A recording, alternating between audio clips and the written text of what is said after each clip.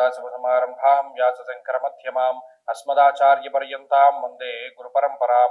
జ్యోతిషాస్త్రాన్ని భావితరాల వారికి ప్రసాదించిన ఋషుల యొక్క పాదపద్మాలకి నమస్కారం చేసుకుంటూ, అలాగే నాకు ఈ జ్యోతిష విద్యను నేర్పిన గురువర్యులు జ్యోతిష బ్రహ్మ కీర్తిశేషులు శ్రీ ఏరంకి సూర్యనారాయణమూర్తి గారు, సూర్యశ్రీ దవజ్ఞ గారి యొక్క పాదపద్మాలకి నమస్కారం చేసుకుంటూ, ఓం శ్రీ మహాగణాధిపతి నమః, శ్రీ గురుభ్యో నమః, హరి ఓం.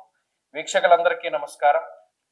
కన్యారాశి వారికి మెరుగైనటువంటి గ్రహగతులను గమనిస్తూ ఉన్నాం. గత 2-3 వారాలుగా చెప్పుకుంటూ ఉన్నాం. కన్యారాశి వారి యొక్క స్థితిగతులు మెరుగుపడుతున్నాయి. అనుకూలించేటువంటి గ్రహాల యొక్క సంఖ్య పెరుగుతోంది.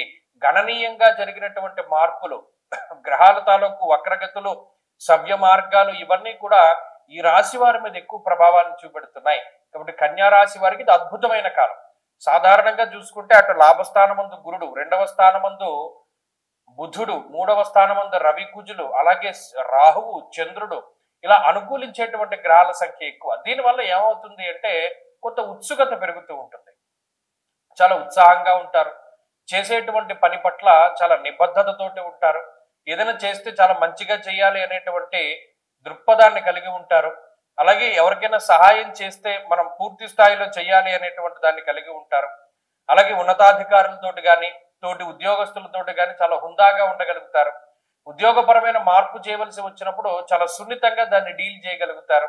ఆత్మస్థైర్యం ఎక్కువగా ఉంటుంది. చురుగ్గా ఉండగలుగుతారు.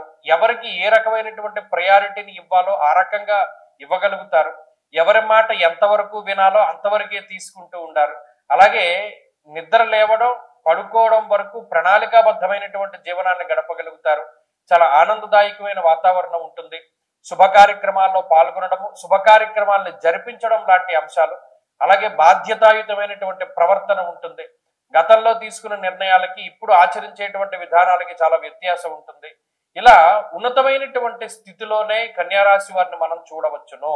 అటు ఆర్థికంగా, ఆరోగ్యపరంగా, కుటుంబ పరంగా ఈ రాశి వారి యొక్క గ్రహగతులు చాలా మెరుగ్గా ఉన్నాయి. వీరు ఈ వారంలో మంచి ఫలితాలను కూడా సాధిస్తారు.